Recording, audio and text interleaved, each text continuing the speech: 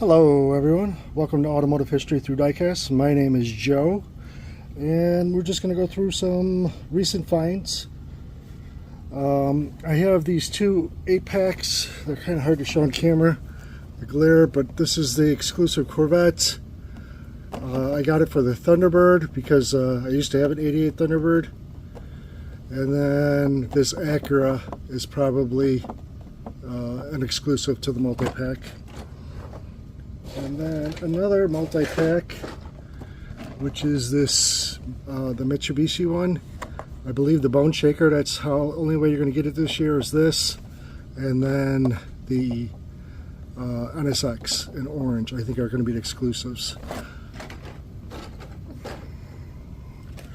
We got some main lines here. I did get the Zamac Corvettes. I don't open the Zamacs or the red ones, so that'll just go in a protector and go in a box. We got a Silverado.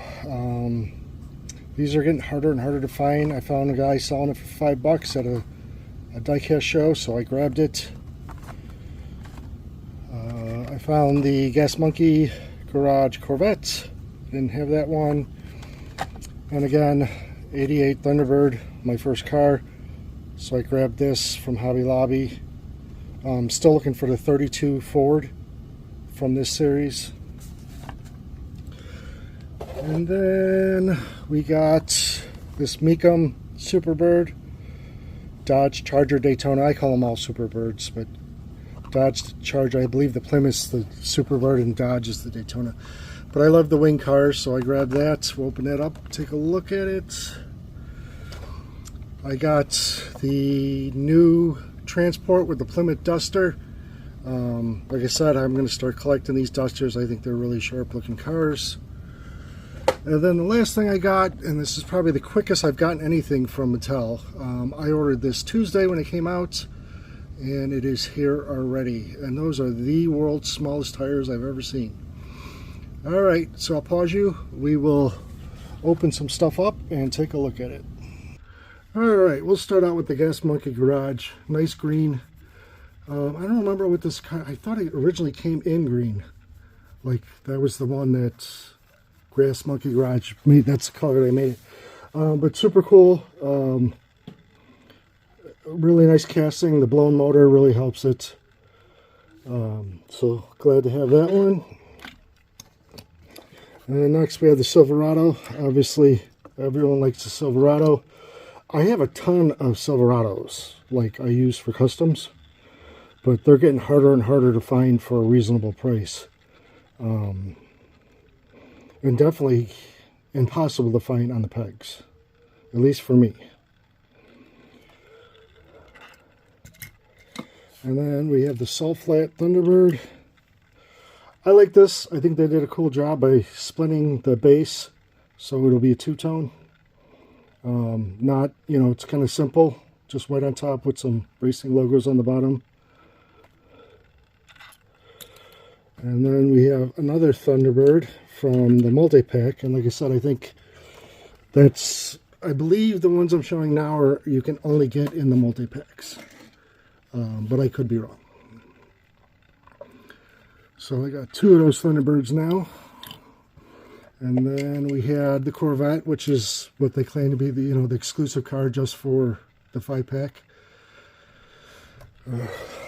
These, I like these cars. I think Chevy did a great job on making basically a supercar for a non-supercar price. But it, like the ZR1 is pretty expensive. They're slowly getting up there in price. Next is this orange NSX. I believe I have a couple NSXs that are just from the multi-pack. It's not one that's usually released in the main line as much as the multi-packs. And definitely this NSX is definitely a more of a multi-pack car than a mainline.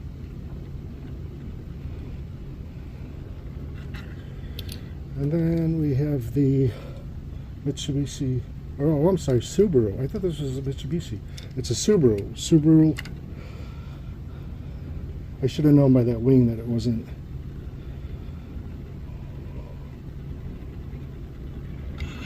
And then, like I said, I haven't seen any bone shakers anywhere except for this one.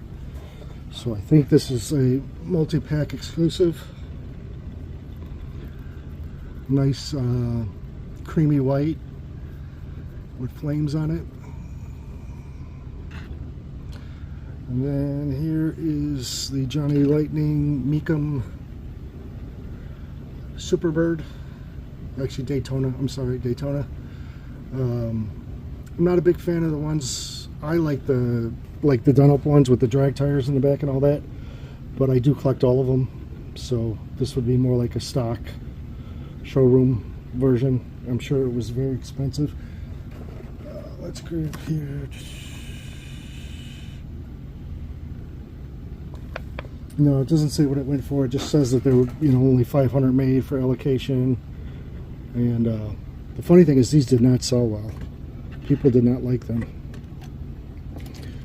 And then we have Mopar. We've seen this transporter, but like I said, this Duster is super cool. Nice red. It's got like snake and mongoose look to it, but it says Plymouth instead. Really sharp. So that's the second one I have of these. I'll have to keep looking for more. This thing is cool. It doesn't really roll that great. I guess it rolls okay, but it definitely has a premium. This feels like a Mini GT or a Tarmac Works or one of the higher end cars. It feels like it's not really meant to be played with. It's more for looks. Size is, you know, smaller than Hot Wheels normally does. But yeah, this is super cool. Wing is plastic on the back. Just a little bit of touch of that baby blue and black is just enough to you know, make it stand out. Looks like the headlights are lensed, tail lights are lensed. Very cool car. You definitely get your money's worth on this one. All right, well, I appreciate everyone stopping by. If you could like and subscribe, I'd greatly appreciate it. And I'll see you on the next one.